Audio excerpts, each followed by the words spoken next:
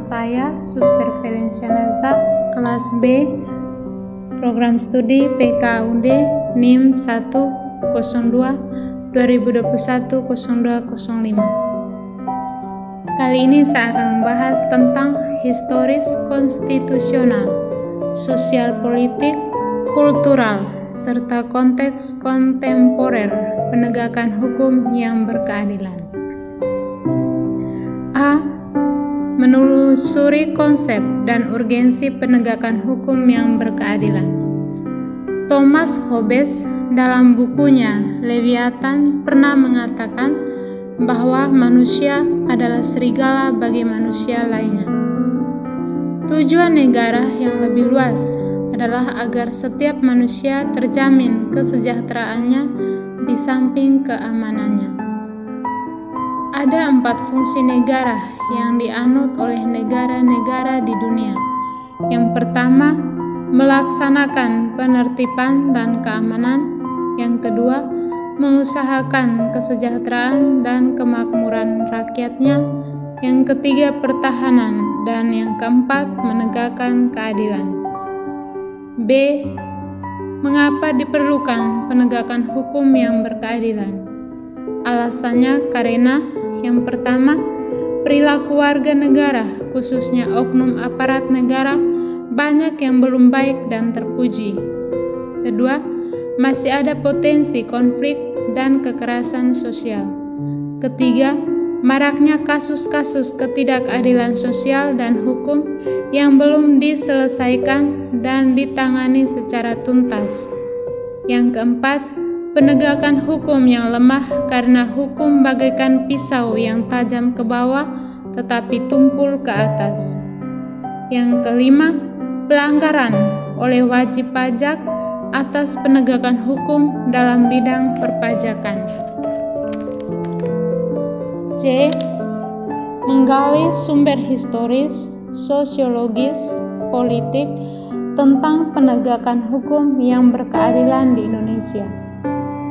Salah satu tujuan negara Republik Indonesia adalah melindungi warga negara atau menjaga ketertiban, selain berupaya mensejahterakan masyarakat.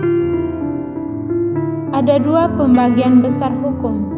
Yang pertama, hukum privat ialah hukum yang mengatur hubungan antar manusia yang menyangkut kepentingan pribadi. 2.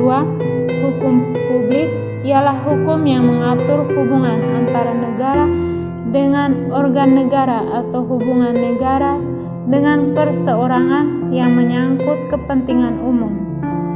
Ada 3 unsur yang perlu diperhatikan untuk menegakkan hukum. Yang pertama, keadilan. Kedua, kemanfaatan. Yang ketiga, kepastian hukum. D. Membangun argumen tentang dinamika dan tantangan penegakan hukum yang berkeadilan Indonesia. Di era globalisasi yang penuh dengan iklim materialisme, banyak tantangan yang dihadapi oleh aparat penegak hukum. Mereka harus memiliki sikap baja, akhlak mulia, dan karakter yang kuat dalam menjalankan tugas, karena hukum di Indonesia dipandang masih lemah. E. Mendeskripsikan esensi dan urgensi penegakan hukum yang berkeadilan Indonesia.